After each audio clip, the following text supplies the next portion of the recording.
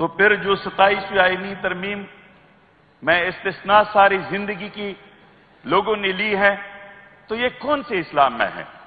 اسلام میں تو عمر رضی اللہ تعالیٰ عنہ خلیفہ وقت تھا، اور اس کو خلیفہ تھا اسی ٹائم ایک بندہ، عام بندہ اٹھ کے مجلس سے اور اس کو کہتا ہے کہ یا عمر آپ تو بہت دراز قد کا بندہ ہے، تو آپ کے ایک چادر سے کیسے کپڑے ہوتے اور میرے اس چادر سے کپڑے نہیں بنتے؟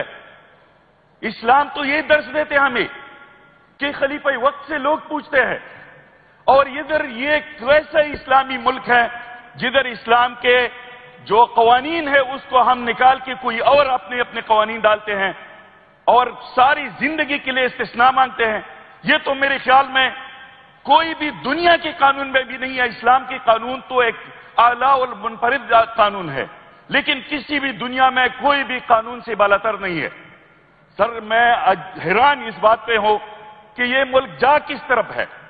اس ملک میں تو آئین کا پچرخ اڑائیں، اس ملک میں تو سپریم کورٹ کا نام ہی رہ گیا، بس اس کے جو پاور تھے، اس کے جو جج کے جو حق تھے وہ تو ساری چھین گئی۔